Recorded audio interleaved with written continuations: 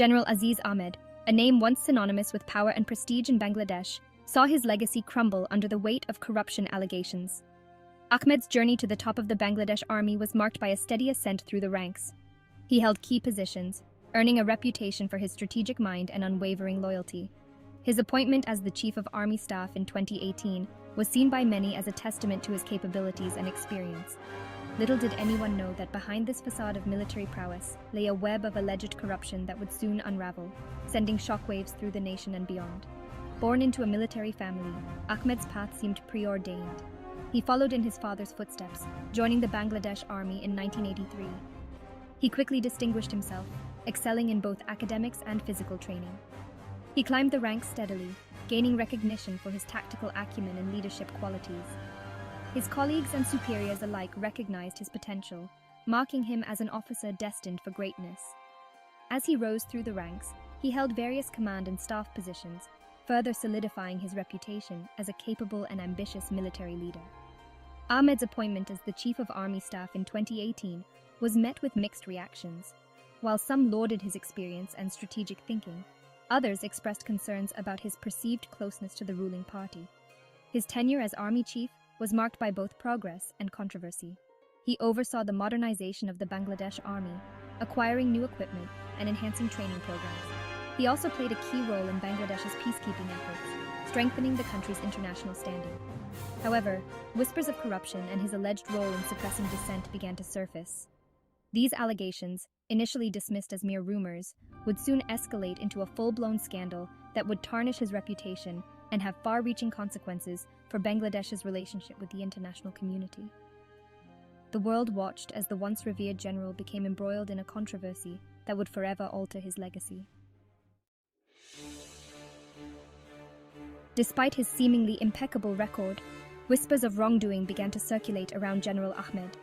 There were murmurs of contracts awarded without proper bidding processes, of funds disappearing into thin air, and of a blind eye being turned to the illicit activities of those close to him.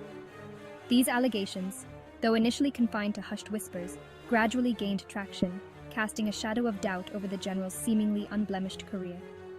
The allegations centered around the award of lucrative contracts for military equipment and construction projects. Critics accused Ahmed of favoring certain companies with close ties to him and his family, bypassing established procurement protocols. These companies, it was alleged, were awarded contracts without facing competitive bidding, raising concerns about transparency and fairness. Moreover, there were whispers of kickbacks and inflated invoices, with funds meant for the modernization of the army allegedly being siphoned off into private accounts. As the whispers grew louder, concerns about Ahmed's alleged role in human rights abuses also began to surface. Human rights organizations accused him of turning a blind eye to extrajudicial killings and enforced disappearances by security forces under his command. They pointed to a pattern of impunity, where allegations of abuse were rarely investigated, and perpetrators were seldom held accountable. These allegations painted a disturbing picture of a military leader more concerned with consolidating power than upholding the rule of law. The growing chorus of accusations against General Ahmed presented a dilemma for the Bangladeshi government.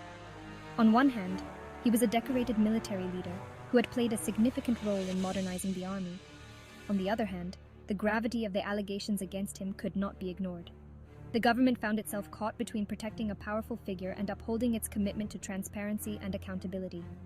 The international community, too, began to take notice, with various organizations expressing concerns about the allegations and their potential impact on Bangladesh's democratic institutions. The year 2018 marked a turning point in Bangladesh's political landscape. As the nation geared up for its general elections, tensions ran high. It was during this period that General Ahmed's alleged involvement in efforts to undermine the democratic process came to light. Opposition parties accused him of using his position to influence the outcome of the elections, deploying the military to intimidate voters and suppress dissent. These allegations, if true, struck at the heart of Bangladesh's democratic foundations, raising serious concerns about the military's role in a civilian government. Specific instances of voter intimidation and electoral irregularities were reported, with opposition party members and supporters alleging harassment and threats from security forces. Witnesses claimed to have witnessed the presence of military personnel at polling stations, creating an atmosphere of fear and intimidation. These reports, coupled with allegations of vote rigging and manipulation of electoral rolls, cast a dark cloud over the electoral process.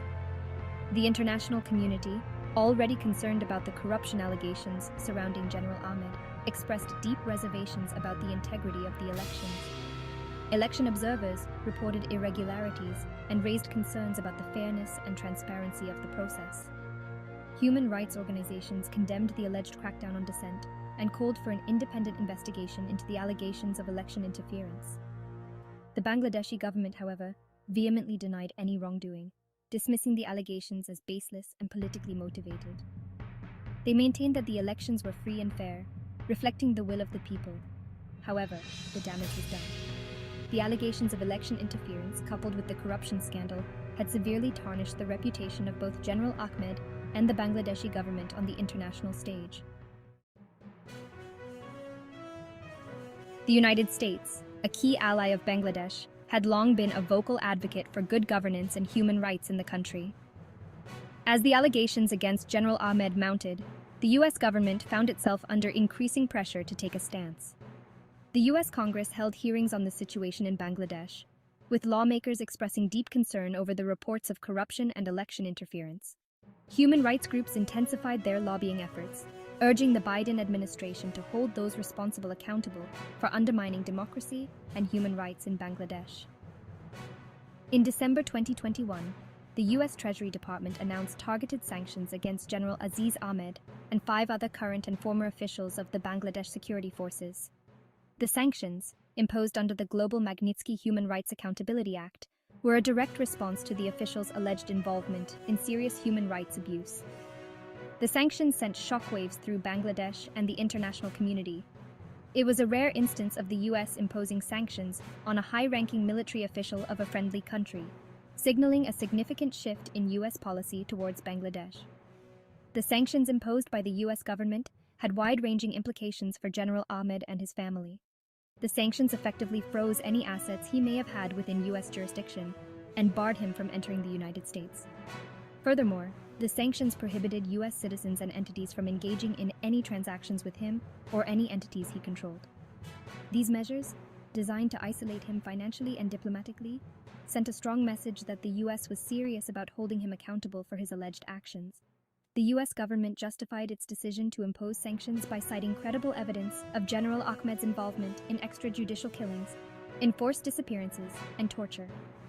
They pointed to his role in overseeing the Rapid Action Battalion, RAB, an elite security force accused of widespread human rights abuses, as particularly egregious.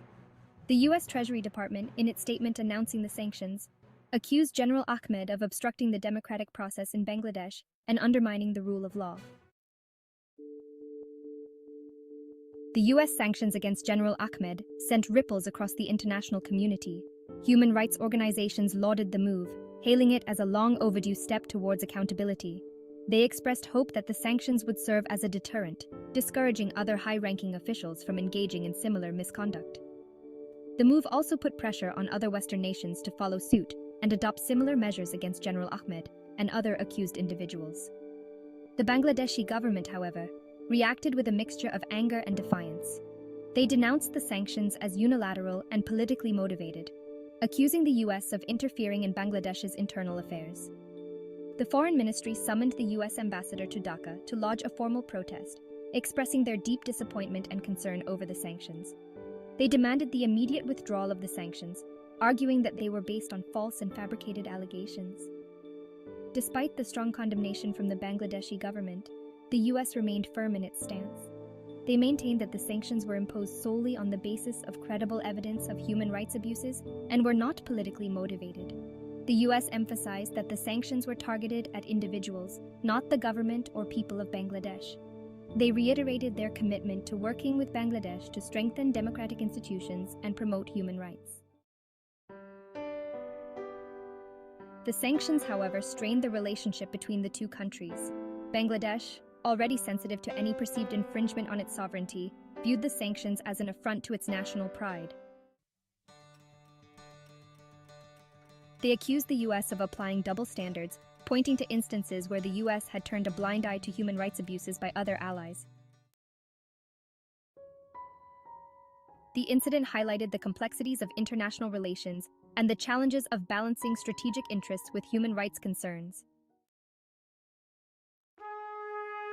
The incident highlighted the complexities of international relations and the challenges of balancing strategic interests with human rights concerns. The United States has imposed sanctions on former Bangladesh Army Chief General Aziz Ahmed, citing his involvement in significant corruption. The U.S. Department of State announced that General Aziz Ahmed and his immediate family members are now ineligible to enter the United States under these sanctions. The allegations against General Ahmed include accusations of graft and actions that have undermined Bangladesh's democratic process. In response, General Ahmed has denied these allegations, suggesting that the sanctions are part of a campaign to discredit him and embarrass his family. Civil society groups in Bangladesh have viewed the sanctions as a significant step towards accountability and have called on the Bangladeshi government to take further actions against corruption. This development serves as a critical reminder of the ongoing struggle for transparency and integrity in governance.